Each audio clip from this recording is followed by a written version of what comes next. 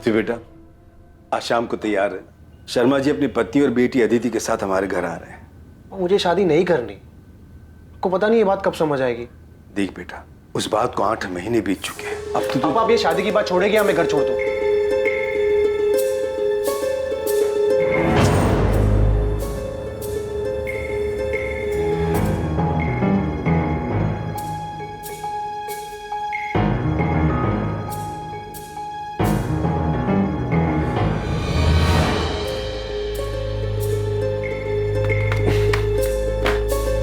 विनय भैया police station गए हैं शिकायत लिखवाने। हाँ मनु बेटा, समीर और रचना कल रात से घर नहीं लौटे। उन दोनों के फोन भी बंद आ रहे। मनु, समीर ने तुम्हें कुछ बताया था क्या कि वो कहाँ जाने वाले हैं? नहीं भाभी, समीर ने तो इस बारे में मुझे बिल्कुल कुछ भी नहीं हुआ। आज के बाद दोबारा ऐसा घटिया मजाक किया ना तो जान से मार दूं।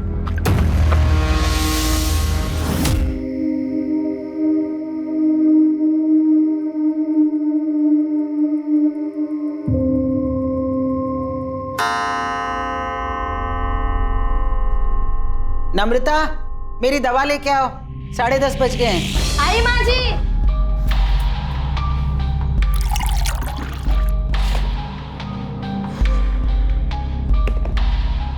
आज दवा देने में फिर देर कर दी।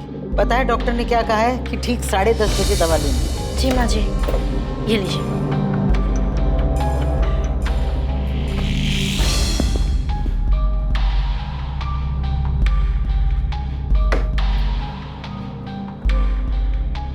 इतनी रात को कहाँ जा रही है रचना? घूमने जा रही हूँ माँ जी। बाय दीदी। समीर, समीर जल्दी चलो, देर हो रही है। समीर भैया, आप इतनी रात को कहाँ जा रहे हो घूमने? आप ही की बहन को सैर कराने ले जा रहा हूँ। हाँ हाँ ठीक है। और मैं फिर से बोल रही हूँ, समीर के सामने कुछ भी मत बोलना। हाँ, रखती हूँ। क्या बात है, बड़े खुश लग रहे हो? किससे बात कर रहे थे? अरे क्लाइंट से मीटिंग की बात चल रही थी काफी टाइम से, आखिरकार मान ही गया। क्या बात कर रहे हो, रचना मान गई? फिर से वही बात। तो मुझ पे शक क्यों करते हो कल्पना? तुम इतना झूठ क्यों बोलते कपिल? अच्छा तुमसे बातें नहीं करनी, बाहर में जा दूं। हाँ हाँ जाओ जाओ, रचना को इतना वेट करना ठीक नहीं है, जाओ। अब तुम ऐसे ही मेरी सारी बात मानते रहो, फिर देखना हम कहाँ से कहाँ पहुँच जाएंगे। तुमने घर पर किसी को बताया तो नहीं ना कि हम कहाँ जा रहे हैं? नहीं।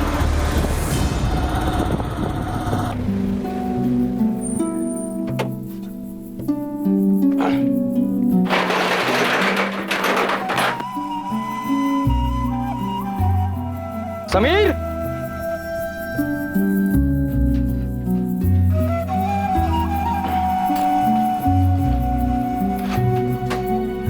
समीर नहीं है क्या? वो रचना को लेकर बाहर गया है। आज आपको काफी देर हो गई आने में। हाँ वो देर हो गई।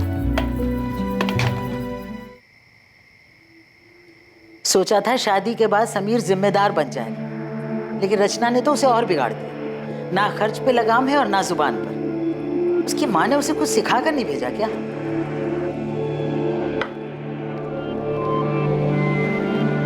माँ बस भी करो। और वैसे भी समीर तो पहले से ही ऐसा है, उसने कब जिम्मेदारी उठाई? हाँ लेकिन रचना को उसे समझाना चाहिए ना। अब तक दोनों घर नहीं लौटे। विनय बेटा, उसका वो दोस्त है ना मनु, उसे फोन कर, उससे पूछ, कुछ पता तो लगे दोनों कहाँ गए हैं। अब इतनी रात को क्या फोन करूं माँ? और ये कोई नई बात तो है नहीं, आ जाएंगे वो। दोनों के फोन बंद आ रहे हैं, तू पता कर, वरना मुझे नींद नहीं आएगी।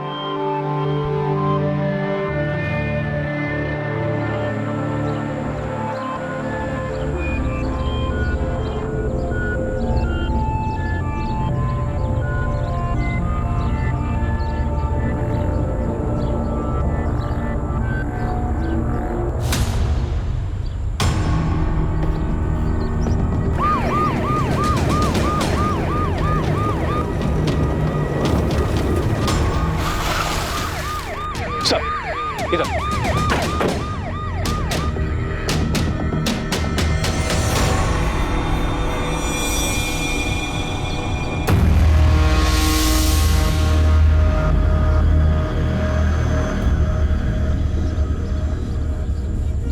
सर जेब में ना वॉलेट है ना कोई आईडी प्रूफ, फोन भी नहीं। मारने वाला वॉलेट ले गया, लेकिन नोटों की गड्डी यहीं छोड़ दी। मर्डर पैसों के लिए नहीं हुआ। आप लोगों में से सबसे पहले लाश किसने देखी थी? जी सर, लाश को सबसे पहले मैंने देखा। किसी को आते जाते देखा है? नहीं सर, बस ये देखा और मैंने आपको फोन किया।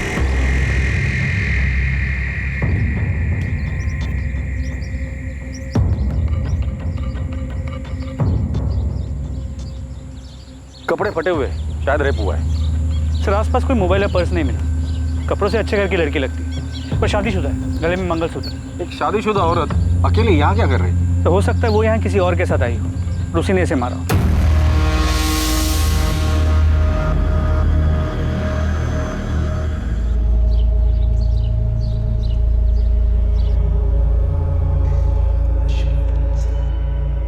नम्रता दीदी, दीदी क्या हुआ, कहाँ खोई हुई हो? समीर और रचना कल रात से वापस नहीं आए। उन्हीं के बारे में सोच रही थी। तेरा भाई अभी तक घर नहीं लौटा है, रात से सुबह हो गई है। चिंता मत करो माँ, आ जाएंगे दोनों। मन्नू को भी बोल दिया मैंने पता करने को। सुनिए, मुझे भी उनकी फिक्र हो रही है। उसे इतनी देर तक बिना बताए। अरे यार, बेकार में ही घबरा रहे हो तुम दोनों। विनय, तो अभी के अभी पुलिस स्टेशन जाओ और रिपोर्ट लिखवा।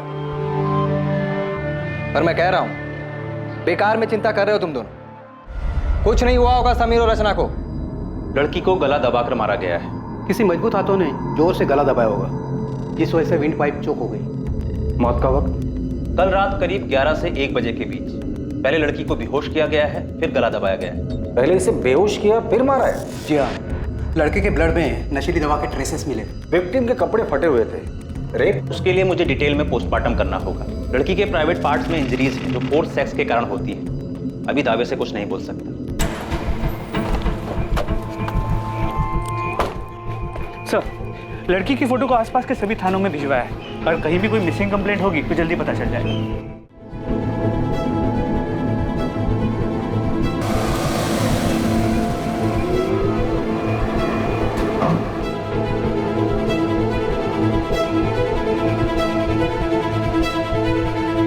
पृथ्वी बेटा, आज शाम को तैयार है।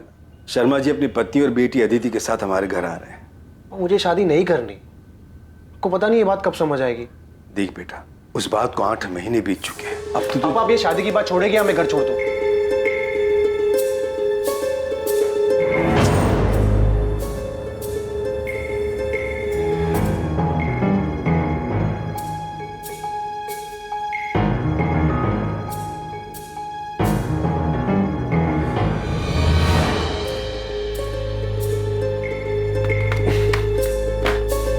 विनय भैया पुलिस स्टेशन गए हैं शिकायत लिखवाने। हाँ मनु बेटा, समीर और रचना कल रात से घर नहीं लौटे। उन दोनों के फोन भी बंद आ रहे। मनु, समीर ने तुम्हें कुछ बताया था क्या? वो कहाँ जाने वाले हैं? नहीं भाभी, समीर ने तो इस बारे में मुझे बिल्कुल कुछ भी नहीं हुआ। आज के बाद दोबारा ऐसा घटिया मजाक किया ना तो जान से मार दूं।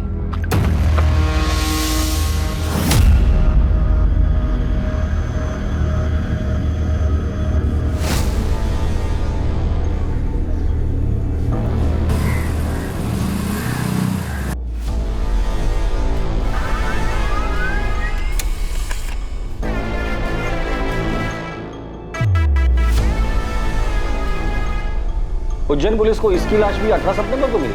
जी सर, इस लड़के की भी कोई आइडेंटिफिकेशन नहीं मिली, लेकिन हैरानी की बात यह है कि मौत का वक्त और मारने का तरीका बिल्कुल सेम है। हमें जिस लड़की की लाश मिली थी उस केस के डिटेल्स इस केस के डिटेल्स से काफी मैच करते हैं। उज्जैन के माधव चौक पुलिस स्टेशन के पीएस अनिरुद्ध से मेरी बात हुई। तुमने जिस लड़की की फोटो और डिटेल्स भेजी है उसे पढ़ते ही मुझे लगा कि शायद ये दोनों विक्टिम्स कनेक्टेड हैं। क्या ये दोनों विक्टिम्स उज्जैन के हैं? ये तो पता नहीं कि उज्जैन से इंदौर से, लेकिन पोस्टमार्टम रिपोर्ट के हिसाब से लड़के की भी मौत 17 सितंबर की रात की 11 से 1 के बीच। पहले नशीली दवा देकर बेहोश किया गया और फिर गला घोटकर मार दिया गया। प्रशांत, इस लड़के की फोटो इंदौर के सभी पुलिस स्टेशन में सर्कुलेट कर दो और खबरियों को काम पर लगा दो। पता तो चले ये दोनों विक्टिम एक दूसरे से कनेक्टेड है भी या नहीं। पुलिस और खबरियों ने इंदौर और उज्जैन में जगह जगह दोनों विक्टिम्स के बारे में पूछताछ की और जल्द ही उन्हें पता चल गया कि वो दोनों विक्टिम्स समीर शुक्ला और रचना शुक्ला थे।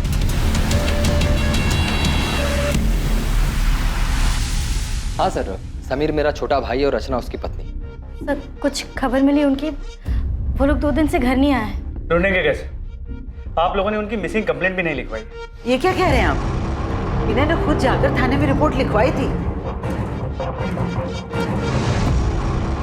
माँ मुझे लगा कि थोड़ा रुक जाता हूँ, शायद वो दोनों अपने आप ही वापस आ जाएं। तूने मुझसे झूठ क्यों बोला?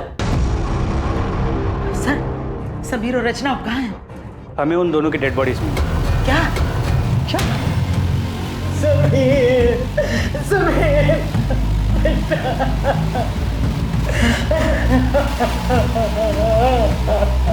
समीर, समीर।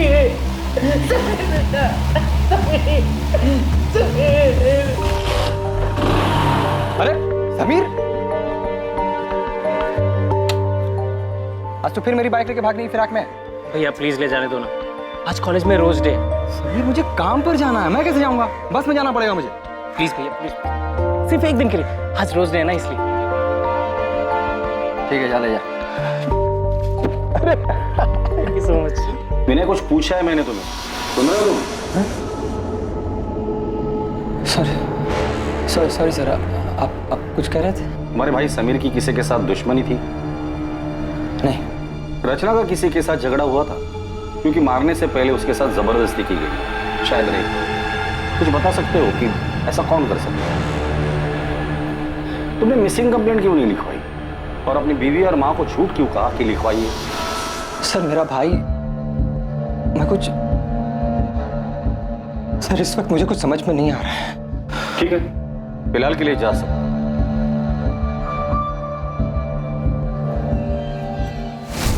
ये विनय वाकई में इतना प्यार करता था या एक्टिंग कर रहे हैं? ये समीर और रचना, इनका कत्ल एक ही तरीके से हुआ है, लेकिन इनकी डेड बॉडीज हमें अलग अलग शहरों में मिली। सर ये सब कुछ पूरे प्लानिंग से किया गया है और शायद एक से ज्यादा लोग शामिल।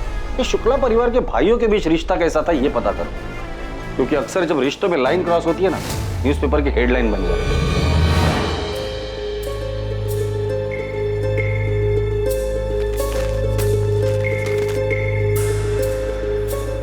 क्या हो पापा, ऐसे हड़बड़ा क्यों रहे हो?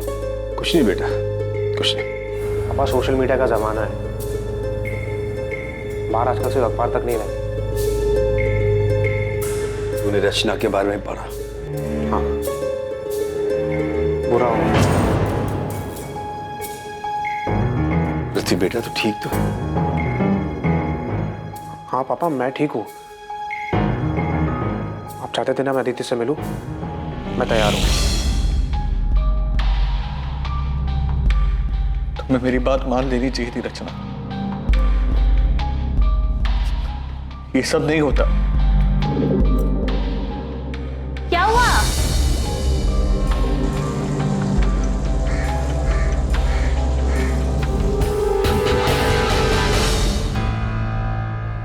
रचना, मेरी मेहंदी का रंग कितना अच्छा आया है ना, देख। तू रो रही है? तू सच्ची रो रही है? चुप कर, मैं कहाँ रो रही हूँ? नहीं, तेरी तो सिर्फ आंखें लीक कर रही है ना? सच बता, मुझे मिस करेगी इसलिए रो रही है ना? मैं तुझसे कह रही हूँ, जब तेरी शादी होगी ना तब तू। दीदी, क्या शादी? शादी शादी मतलब बिना पगार की नौकरी। पति को खुश रखो, सास को खुश रखो और अपने सभी सपनों पर ताला मार के बंद कर दो। मुझे नहीं करना। क्यों नहीं करनी शादी? मैंने नम्रता के देवर समीर से तेरे रिश्ते की बात चलाई है। बहुत अच्छा लड़का है और तुझे पसंद भी करता है। माँ पसंद नहीं, पूरा लट्टू है रचना पर। देख रचना, मैं तुझे अभी समझा रही हूँ तो सुधर जा। आसमान में नहीं जमीन पर रहना है हमें।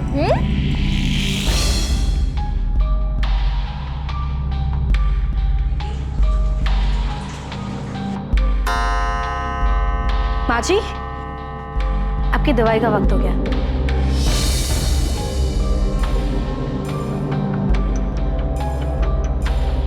मुझे समझ नहीं आ रहा, विनय ने मुझसे झूठ क्यों बोला? उसने रिपोर्ट क्यों नहीं लिखवाई? मोनू, तुम समीर के बचपन के दोस्त हो, उसे अच्छे से जानते हो। हाल फिलहाल में उसका किसी के साथ लड़ाई झगड़ा या कहासुनी हुई थी? आज के बाद दोबारा ऐसा घटिया मजाक किया ना तो जान से मार दूंगा। नहीं सर, इस बारे में तो मैं कुछ नहीं जानता। लेकिन आपको एक बात बताना चाहता हूँ, समीर और विनय भैया के रिश्ते के बारे में। साहब, विनय भैया और समीर के बीच में पहले तो सब कुछ ठीक था, लेकिन 8 महीने पहले जब से समीर और रचना की शादी हुई तब से सब कुछ बदल गया। लेकिन रचना तो विनय की बीवी नम्रता की सगी बहन थी ना? जी सर, लेकिन नम्रता भाभी और रचना में बहुत फर्क है। जहाँ भाभी ने आज तक पूरे परिवार को संभाल के रखा, वहीं रचना ने उन्हें आते ही अलग कर दिया।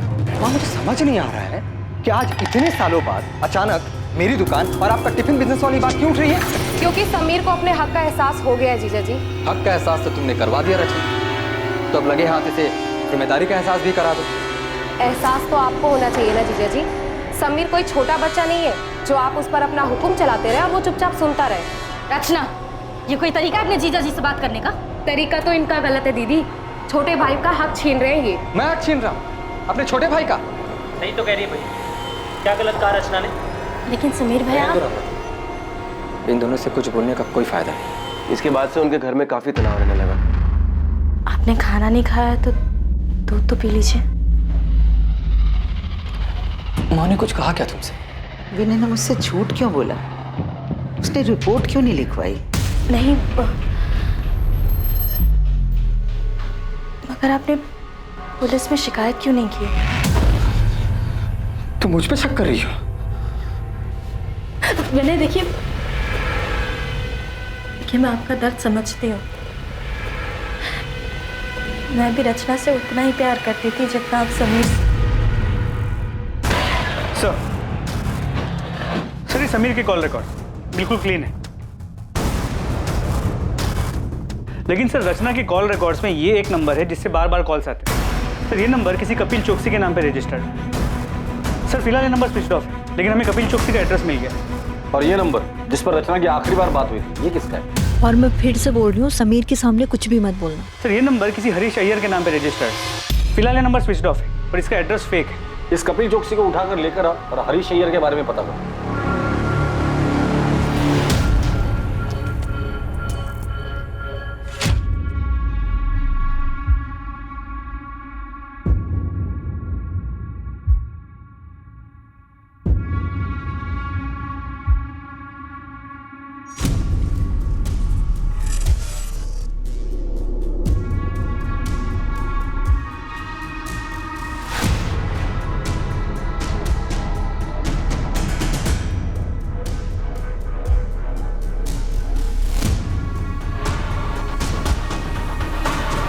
कल्पना, अच्छा यही होगा कि आप हमें सच सच बता दें कि आपके पति कपिल इस वक्त कहाँ है? सर मेरा उस आदमी के साथ कोई वास्ता नहीं है। कपिल क्या हुआ? इतना डरे हुए क्यों हो? हाँ, क्या किया तुमने? मैंने कुछ नहीं किया है। मैं भी तुम्हें कुछ नहीं बता सकता। अगर पुलिस रचना के बारे में पूछे तो पुलिस को बता देना कि मैं रचना के बारे में कुछ नहीं जानता। अब मुझे जाना होगा। कपिल! आपके पति कपिल का रचना के साथ अफेयर था, ये बात आपको पता भी थी, और फिर भी आपने कुछ नहीं किया। घर वालों से बगावत करके मैंने कपिल से शादी की थी। उनके पास वापस कैसे जाती? रचना की वजह से मेरी बसी बसाई जिंदगी बिखर गई। तो रचना की मौत की खबर सुनकर आपको तो खुशी हुई होगी? सुनकर तो ऐसे लगा था कि भगवान ने मेरी सुन ली।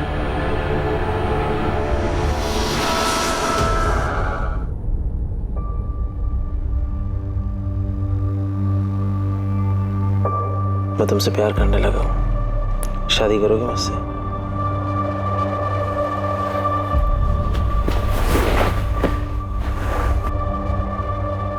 मुझे पता है तुम भी मुझसे। कि क्या? कि मैं तुमसे प्यार करती हूँ? नहीं कपिल, मैंने तुम्हें पहले ही कहा था। ऑनलाइन चैटिंग के वक्त बिल्कुल साफ क्लियर किया था कि मुझे ये शादी, प्यार, इन सब में कोई इंटरेस्ट नहीं है। तो फिर तुम ये बकवास क्यों कर रहे हो? तुम्हें मेरी फीलिंग बकवास लग रही है? कपिल मेरा हाथ छोड़ो, मुझे लग रही है। मैं तुम्हारे साथ प्यार के लिए था, मजे के लिए नहीं। पर इस बात से तुम्हें कोई फर्क नहीं पड़ता ना? हाँ नहीं पड़ता। मैं यहाँ पर अच्छा टाइम बिताने आती हूँ, जो कि तुमने पूरा खराब कर दिया है। कपिल चौकसी अफेयर? आप ये क्या कह रहे हैं? आप किसी हरीश अय्यर को जानती हैं? रचना के मर्डर से पहले आखिरी बार उसने इसी से बात की। मैं किसी हरीश अय्यर को नहीं जानती। कौन है ये? क्या इसका भी रचना के साथ अफेयर? आपके पति विनय कहाँ है? आपको जो कुछ पूछना आप पूछ सकते हैं सर।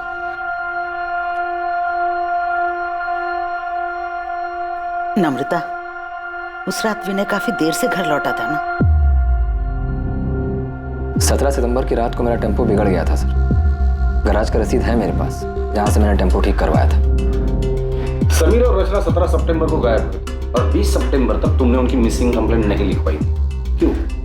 क्योंकि समीर की शादी के बाद ऐसा 2-3 बार पहले भी हो चुका था। समीर और रचना अक्सर बिना बताए घूमने चले जाते थे।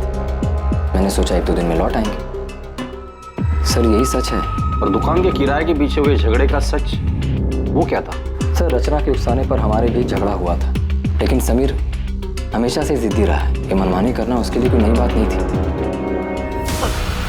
तुझे क्या लगा तू बताएगा नहीं तो हमें पता नहीं चलेगा? बोल, समीर के मर्डर से 1 दिन पहले तुम दोनों का किस बात को लेकर झगड़ा हुआ था? आज के बाद दोबारा ऐसा घटिया मजाक किया ना तो जान से मार दूं। तुझे भरोसा नहीं है ना मेरी बात पे? ये देख, देख अपनी आंख से। ऐसा क्या था उस वीडियो में कि समीर के होश उड़ गए?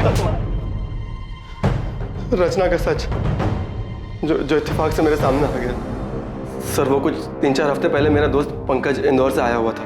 हम दोनों होटल के कॉरिडोर से बाहर आ ही रहे थे कि वहां मुझे रचना दिखी। वो किसी आदमी के साथ थी। मुझे देखकर ये बहुत झटका लगा। मेरे कुछ समझ में नहीं आया तो मैंने तुरंत अपना फोन निकाला और उनके कमरे में अंदर जाने की वीडियो बना ली ताकि समीर को दिखा सकूं। कौन है आदमी? सिर्फ ये एक आदमी नहीं है, मैंने उस होटल के वेटर से बात भी की है।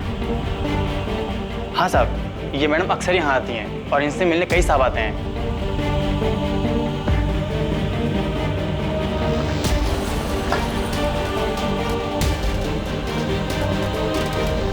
मुझे काफ़ी दिन तक समीर को सच बताने की हिम्मत ही नहीं हुई, लेकिन फिर मैंने सोचा कि उसे सच बताना भी ज़रूरी है, तो मैंने उसे 16 सितंबर को सब सच बता दिया।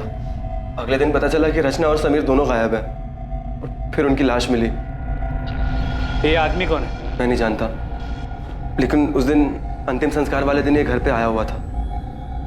मैं नहीं जानता ये कौन है। अंतिम विधि में ये आदमी आपके घर आया था? आया होगा, मुझे नहीं मालूम। तुम्हारी बीवी नम्रता इस सब के बारे में जानती है? नम्रता, रचना ने जो किया उसमें तुम्हारा कोई दोष नहीं है। विनय, आप पुलिस की बात मत सुनो, वो लोग झूठ बोल रहे हैं। रचना ऐसी नहीं थी। पुलिस ने खुद उस होटल में जा करके पता लगाया था जहां रचना। ये रचना भी ना जाते जाते हम सबका मुंह काला कर गई। तेरी माँ ने यही सिखाया था क्या उसे? नम्रता, माँ तो कुछ भी बोले जा रही हो।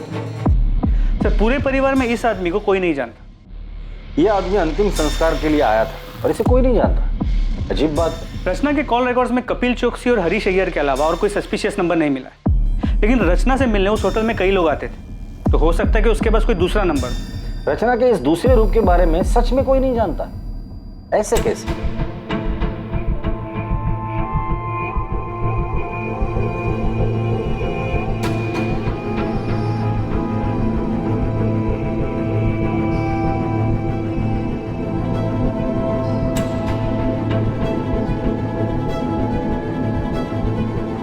रचना की जिंदगी का सच आखिर था क्या, और इस डबल मर्डर के पीछे कौन था और उसका मकसद क्या था, और कितने लोगों को रचना का सच पता था?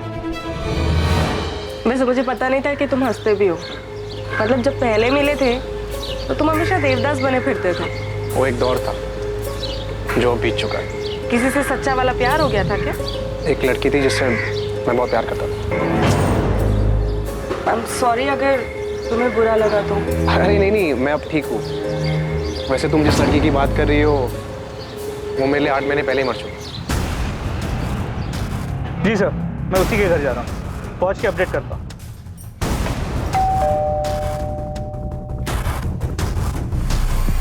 अंदर कमरे में। बोल। सब मैंने रचना को नहीं मारा। तो फरार क्यों हो गया था? मुझे लगा कि सारा शक मेरे ऊपर जाएगा। मैं उससे प्यार करता था सर, मैं उसको क्यों मारूंगा? अच्छा आशिक है रे तू। जब तुझे पता चला कि तेरे माशूका के और भी आशिक है तो तूने उसे और उसके पति दोनों को मार डाला। सर मुझे इसके बारे में कुछ नहीं पता है सर। मैं तो उससे शादी करना चाहता था, वो भी राजी थी सर। शादी करोगे मुझसे? नहीं कपिल, मुझे ये शादी प्यार इन सब में कोई इंटरेस्ट नहीं है। ये कौन है? इसे जानते हैं? इसका नाम क्या है? हरीश अय्यर। कितनी देर कपिल? 10 मिनट से तुम्हारा वेट कर रही हूँ, जल्दी आओ। रचना, तुम यहाँ धूप में क्यों खड़ी हो? तुम्हें गर्मी लग रही होगी। मंगल, तुम यहाँ? तुम 1 हफ्ते से मेरा फोन क्यों नहीं उठा रही? वो मैं कॉल करने ही वाली थी तुम्हें। मुझे लगा ही, इसीलिए मैं नया फोन लेने निकला था। वो पुराना फोन मैंने तोड़ दिया ना, वो यहाँ मार के। क्यों? वो तुम फोन नहीं उठा रही तो गुस्सा आ गया, गुस्से में मैंने यहाँ मार मार के तोड़ दिया फोन। बस 2 मिनट रुक जाओ प्लीज। हाँ रचना, रचना बाहर निकलो, जल्दी भागो यहाँ से, कपिल इसका दिमाग खराब है। रचना बाहर निकलो। सर फिर आया ये, प्लीज यहाँ से चलो। रचना, रचना। कौन था ये? अरे मंगल वर्मा नाम है इसका। एक बार इसने मुझे किसी शादी में देख लिया था, मैंने बस इस पे थोड़ी सी तरस खा के बात क्या कर ली, ये तो पीछे ही पड़ गया। कहता है इसे मुझ में अपनी मरी हुई पत्नी नजर आती है। सर उस दिन रचना काफी घबराई हुई थी, मंगल को देख के उसके पसीने छूट रहे थे। सर इससे ज्यादा मैं मंगल के बारे में कुछ नहीं जानता। सर खबरी जाकिर मंगल वर्मा की खोज पे लग गया है, जल्दी कुछ पता चल जाएगा। और होटल के रजिस्टर में जो भी नाम और पता था सब फर्जी था। ये कपिल खुद को बचाने के लिए झूठ भी बोल सकता है, कहानी सुनाकर अपनी करनी मंगल वर्मा पर डाल रहा है। पृथ्वी बेट,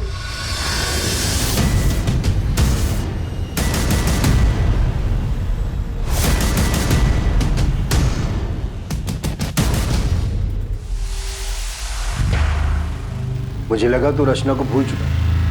भूल चुका हूँ मैं पापा, शायद वो ऐसे ही खुल गया होगा। कुछ काम था आपको? मैं तो यहाँ अदिति के साथ तेरी शादी की बात कर रहा था। और तू? वो मुझे अदिति पसंद नहीं है, मैं शादी नहीं कर सकता उसके साथ। साहब ये मंगल वर्मा है ना साहब, ये बलबीर नगर में रहता है, नियति अपार्टमेंट्स करके बिल्डिंग है, वहीं रहता है।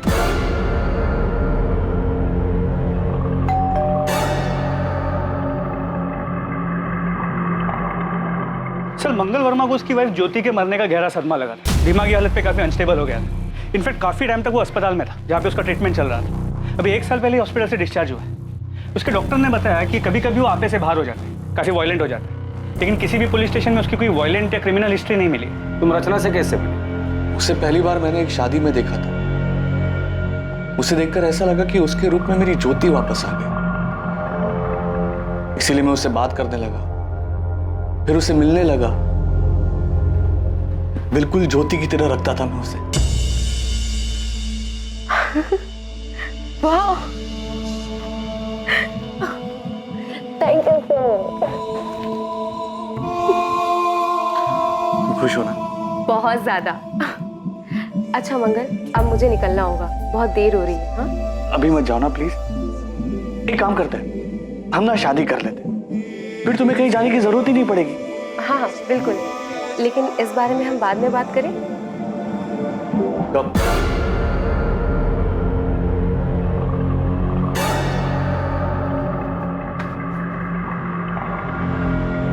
पिछले 1 महीने से तुम यही बात की। क्या क्या प्रॉब्लम क्या? तुम्हारे जिंदगी में कोई और है? तुम मुझसे प्यार नहीं करती? छोड़ना चाहती हो मुझे? नहीं, तुम धोखा नहीं दे सकती। रचना तुम मेरी बीवी हो, सिर्फ मेरी बीवी हो रचना। मंगल, मंगल क्या कर रहे हो? मंगल, मंगल, मंगल मेरी बात सुनो मंगल, इसे फेंक दो मंगल। शादी करोगे मुझसे? वरना? मंगल, मेरे जीजा जी और मेरी बहन अभी घर से बाहर गए, वो जैसे ही आएंगे ना मैं उनसे बात करूंगी। अब अभी ये कांच मुझे दे दो, हाँ प्लीज।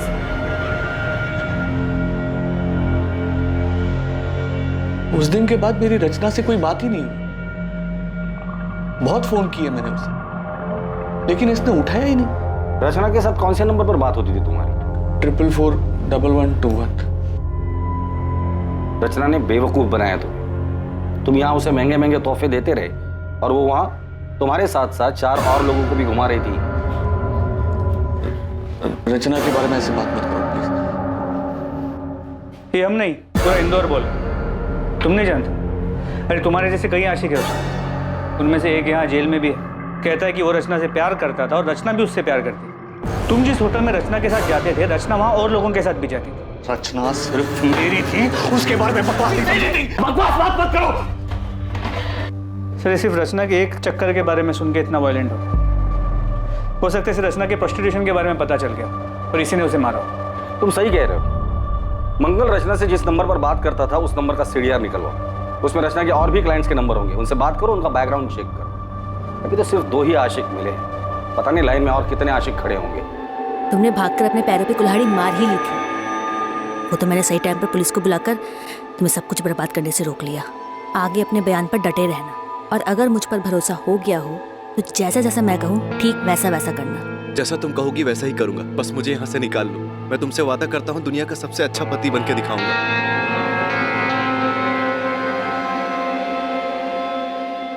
तीर निशाने पे लगा, वो बहुत डरा हुआ है, कह रहा है जैसा मैं कहूँगी वैसा ही करे। हाँ ओके, शायद रचना की मौत मेरी जिंदगी बना दे।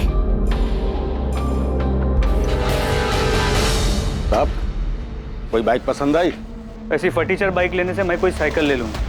कोई अच्छी है तो बता। अरे साहब, एकदम नई और ताजा माल आया है साहब, आप इसको देखो एक बार। ये अच्छी है। पेपर्स कब तक बनाएगा? पेपर सब बन जाएंगे, बस आप पसंद करो, मैं नंबर बदल देता हूँ। चल मेरे साथ, तुझे जेल में नया कैदी नंबर दे। बोल। साहब माफ कर दो साहब, कसम खाते हैं हमें उसका नाम नहीं मालूम साहब। हम चोरी गाड़ी जरूर खरीदते हैं लेकिन उनका नाम पता नहीं पूछते हैं साहब। कल तो याद होगी ना तुझे? स्केच आर्टिस्ट को बुला कर इससे स्केच बनवा लेना, और इसे अगर शक्ल याद नहीं होगी ना तो इसकी शक्ल बिगाड़ देना।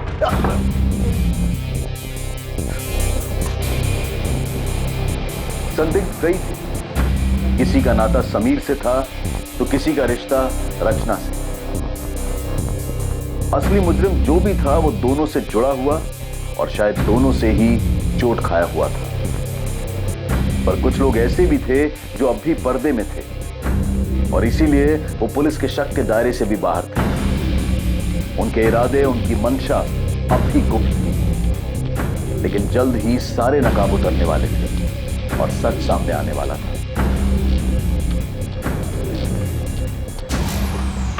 माँ, कहाँ जा रही हो? पुलिस स्टेशन, समीर के कातिल के बारे में पता कर। अरुणा जी, समीर और रचना के कातिल को हम ढूंढने की पूरी कोशिश कर रहे हैं। क्या आपको किसी पर शक है? नहीं, लेकिन जिसने भी ये किया है उसे कड़ी से कड़ी सजा मिलनी चाहिए। सर, मुश्ताक ने यह स्केच बनवाया। क्या आप इसे जानते हैं? इसने समीर की बाइक बेची। सर, इसे तो मैंने समीर भैया के साथ देखा था। संध्या। जी भैया। हम लोग आगे ही जा रहे हैं तेरे घर की तरफ से, तुझे छोड़ देंगे। जी। ये पृथ्वी भैया उज्जैन से। नमस्ते। पृथ्वी उज्जैन से? नम्रता और रचना भी उज्जैन से ही हैं। और कुछ याद है इस आदमी के बारे में? थैंक यू भैया। हाँ सर, कार का नंबर नोट कर लीजिए, MPXY0001। सर, नंबर प्लेट के नीचे पृथ्वी की जान जैसा कुछ लिखा था। ये लीजिए वकील साहब, मैंने आपसे कहा था ना कि जो मैं चाहती हूँ वो मैं कपिल से साइन करवा लूंगी। उसने बिना पढ़े बिना देखे इन पेपर्स पे साइन कर दिए। इसमें डिवोर्स पेपर्स के साथ साथ प्रॉपर्टी के पेपर्स भी हैं, जो अब उसने मेरे नाम पे ट्रांसफर कर दिए। बोल। रचना और मैं एक दूसरे से प्यार करते थे। हम 2 साल से एक साथ थे। फिर से लेट हो गए। फिल्म की शुरुआत में सो जाएगी यार। अरे वैसे भी मैं कौन सा फिल्म की स्टोरी में इंटरेस्टेड हूँ। चलें, पॉपकॉर्न भी लेना है। जा रही हो तुम? हाँ, और रुकी तो तुम्हारे पापा घर आ जाएंगे और फिर पूरे उज्जैन में बात फैल जाएगी। एक काम करें, शादी कर लेते हैं। मुझे नहीं करनी कोई शादी वादी। एक काम करो, तुम कर लो शादी। अरे ये क्या मजाक है रचना। अच्छा सुनो, अगर तुम अभी शादी के लिए तैयार नहीं हो तो मैं राह देखूंगा। मैं राह देखता रहा और रचना ने अचानक अपनी राह बदल ली। तुम किसी और के साथ शादी कर रही हो? हाँ, मैं तुम्हारे लिए इतने सालों से इंतजार कर रहा हूँ और तुम अपनी ही बहन के देवर के साथ शादी कर रही हो। तो तुम्हें इनविटेशन नहीं दिया इसलिए तुम गुस्सा हो? तुम्हारे लिए शादी वगैरह सब मजाक है ना? तो और क्या है, जन्मों जन्म का बंधन। रचना की शादी हो गई, वो जिंदगी में आगे बढ़ गई। लेकिन मैं उसके दिए हुए धोखे में उलझा रहा सर। और इसलिए रचना से बदला लेने के लिए तुम इंदौर आ गए और हरीश अय्यर के फेक आईडी पर एक नया सिम कार्ड खरीद लिया। हाँ सर, मैं उसके बर्बादी की पूरी तैयारी करके आया था।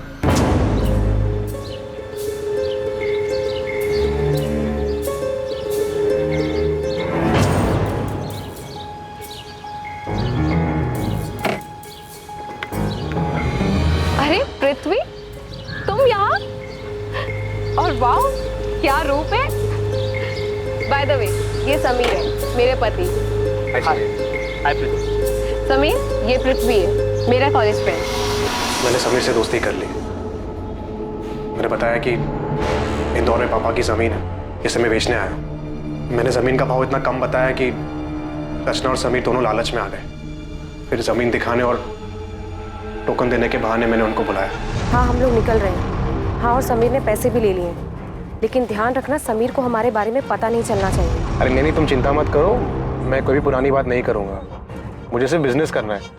हम डिनर करके प्लॉट देखने जाएंगे और फिर डील वहीं पे फाइनल कर देंगे। हाँ हाँ ठीक है। और मैं फिर से बोल रही हूँ, समीर के सामने कुछ भी मत बोलना।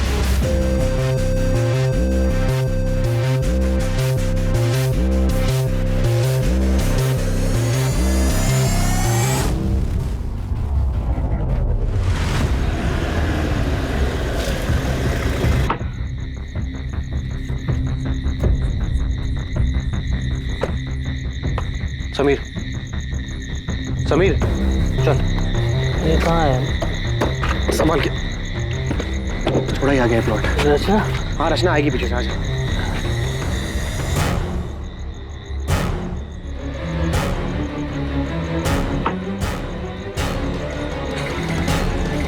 समीर, समीर कहाँ है?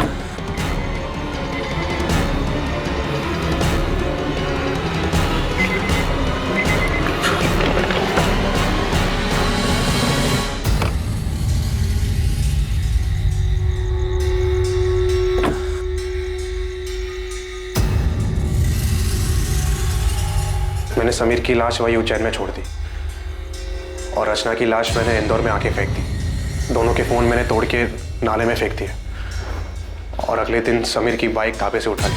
पृथ्वी, ये सब करके क्या मिला तुझे? मिला सर, बदला मिला।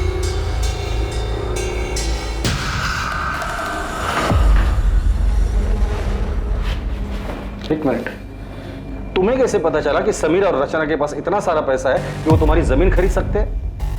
सच सच बता, ये सारी प्लानिंग तूने अकेले नहीं की थी? सर, मुझे बताया गया था कि उनको दुकान का किराया मिलता है, वो कहाँ जाते हैं, कहाँ घूमते हैं, इन सब की डिटेल बताई गई थी। सच सच बता दे, कौन है इस केस का मास्टरमाइंड? सिर्फ पृथ्वी सच कह रहा है या अपना किया किसी और के सर पे डाल रहा है? अगर ये पृथ्वी झूठ बोल रहा है तो हमारे पास कोई सबूत नहीं, लेकिन अगर ये पृथ्वी सच भी बोल रहा है तो हमें उसका कन्फेशन चाहिए होगा। लेकिन मुझे लग रहा है कि ये पृथ्वी हमारे साथ खेल खेल रहा है। सच जानने के लिए हम भी खेल खेलते। उठा दे उसको। पृथ्वी ने सब कबूल कर लिया, तेरी बारी है। अरे मैंने कुछ नहीं किया सर। सर, मेरे पति ऐसा नहीं कर सकते। पृथ्वी ने खुद विनय का नाम लिया है। झूठ बोल रहा है पृथ्वी, मेरे पति ऐसा कर ही नहीं सकते।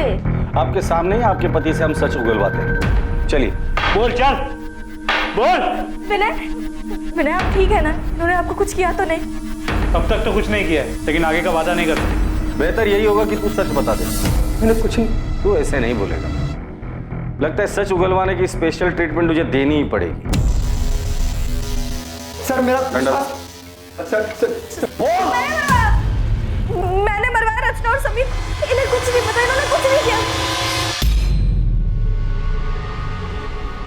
ये तो क्या कह रही है नम्रता? सच बोल रही है वो।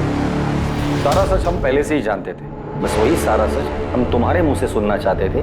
इसीलिए तुम्हारे पति विनय को पकड़ने का नाटक हम लोगों ने किया था। सारी कहानी बताओ, सारा प्लान बताओ।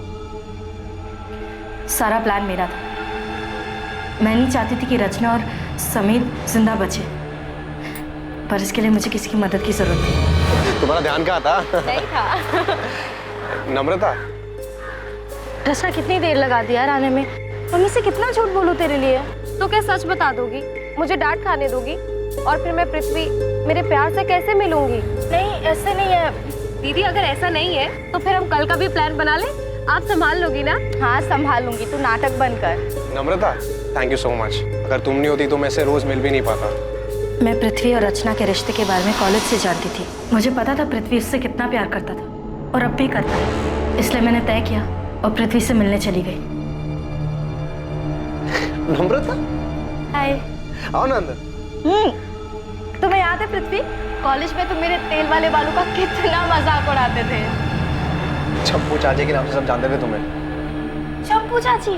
और वो नाम मैंने रखा था। क्या दिन थे ना वो। याद है तुम रचना के कितने दीवाने थे। नम्रता, रचना की बात फिर कभी मत उठा। मैं अभी भी तकलीफ में हूँ और उसे बुला नहीं पाया हूँ।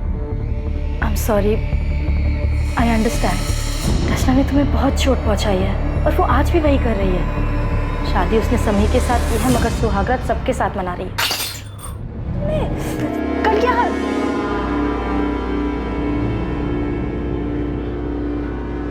रचना का नाम मेरे सामने कभी मत लेना। बहुत मुश्किल से उसे बोलने की कोशिश कर रहा हूँ। पापा भी चाहते हैं कि मेरी शादी अदिति से हो जाए और वो लड़की भी अच्छी है, बस मेरा मन नहीं कर रहा। मैं जानती हूँ कि रचना ने तुम्हें बहुत दुख दिया है, मगर सच कहूँ तो रचना पहले से ही बहुत सेल्फिश थी। उसने कभी किसी के बारे में नहीं सोचा और उसने तुम्हारे साथ जो किया है उसके बाद तो शायद तुम हमेशा तकलीफ में रहोगे, कभी मूव ऑन नहीं कर पाओगे। लेकिन तुम ये सब मुझे क्यों कह रही हो? क्योंकि मैं खुद तकलीफ में हूँ। मैं बस चाहती हूँ कि रचना समझे वो इस तरह लोगों के साथ खिलवाड़ नहीं कर सकती। पृथ्वी, तुम रचना को मार डालो। क्या? देखो, उसने तुम्हारे साथ जो किया है और वो बाकी कई लोगों के साथ कर रही है वो सही नहीं है, उससे रोकना होगा। मैं मानता हूँ कि मुझे रचना पे बहुत गुस्सा है और उसको मारने से ही मुझे सुकून मिलेगा, लेकिन सिर्फ सुकून के लिए मार दूं? पूरा रिस्क मेरा और फायदा सिर्फ तुम्हारा हो रहा है, मेरा कुछ फायदा नहीं हो रहा है यहाँ पे। तुम्हें मुझसे जो फायदा उठाना उठा, बस रचना और समीर को मार डालो। तुमने रचना को मारने का प्लान सिर्फ इसलिए किया था क्योंकि तुम्हें लगा था कि रचना की हरकतों की वजह से तुम्हारा घर टूट सकता है। मुझे उसके अफेयर के बारे में पहले से ही मालूम था, मगर जब मुझे पता चला कि वो किस हद तक गिर चुकी है तो मैं हिल ही गई। वो किसी के साथ भी सो रही थी और उसके बदले में उसके क्लाइंट्स उसे। रचना प्रोस्टिट्यूशन में है, ये बात तुम्हें पहले से ही पता थी? मेरी टिफिन सर्विस की हेल्पर संध्या, उसका पति उसी होटल में काम करता था जहाँ रचना जाके। मैंने रचना को कई बार समझाने की कोशिश की। हाँ, धंधा करती हूँ। धंधा तो सभी करते हैं ना दीदी, आप भी तो टिफिन का धंधा करती हैं। पेट की भूख मिटाती हैं और मैं शरीर की, और इसमें साथ साथ कमाई होती है दीदी, वो अलग। हे भगवान, रचना तो कितनी बेशर्म हो गई है। अगर समीर को पता चला तो, बाकी घर वालों को पता चला तो क्या दीदी, तब की तब देख लेंगे ना। और वैसे भी समीर से कहीं बेहतर मिल जाएंगे मुझे। रचना, तेरे साथ साथ मेरा भी नाम जुड़ा हुआ है। तेरी हरकतों की वजह से मेरा घर टूट जाएगा। अरे हमारे परिवार की बदनामी होगी सो अलग। रचना, माँ को मरे 1 साल भी नहीं हुआ है, सोचो कि आत्मा को कितनी ठेस पहुंचेगी। अरे दीदी, आप किन बातों को लेकर बैठ गई हो? ये समाज वमाज कुछ नहीं होता है। लोग सिर्फ 4 दिन बातें करेंगे, उसके बाद आगे बढ़ जाएंगे, लेकिन जिंदगी दीदी एक ही है और मैं अपनी जिंदगी अपने मन मुताबिक जीना चाहती हूँ, अपनी मर्जी से। रचना समझ ही नहीं रही थी। वो घर, परिवार, समाज किसी के बारे में नहीं सोचना चाहती थी, बस अपने मन की करना चाहती थी, जैसे वो बचपन से करती आ रही थी। मगर अब बस बहुत हो चुका था। मैं उसे अपना घर उजाड़ने नहीं दे सकती थी। लेकिन समीर को क्यों मरवाया? पूरा किराया देकर आपने कोई एहसान नहीं किया मुझे। वैसे भी वो मेरा हक है जो पिछले कई सालों से आप मुझसे छीनते आ रहे हैं। मैं चिंता आ रहा हूँ? मैं चिंता आ रहा हूँ? हाँ, तुम।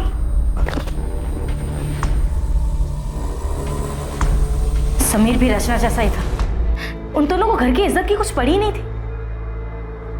वो दोनों तो बस घर की शांति खराब करने पे तुले थे। उन्हें बस बर्बाद करना आता था। वो दोनों तुम्हारा घर बर्बाद कर देंगे, इस डर से तुमने खुद अपने हाथों से अपना घर बर्बाद कर लिया है। मैंने मुझसे गलती हो गई, लेकिन मैं डर गई थी। मुझे लगा कि रचना की सच्चाई जानकर आप मुझे छोड़ देंगे। हमारे परिवार की इज्जत, समाज, हम सबको क्या मुंह दिखाते। गुस्सा मेरे अंदर भी था, लेकिन तुम अपने गुस्से और नफरत में इतनी अंधी हो गई थी कि तुमने इतना भी नहीं सोचा कि जो आग तुम लगाने जा रही थी वो तुम्हारा अपना घर भी राख कर देगा? तुमने सब कुछ खत्म कर दिया नम्रता।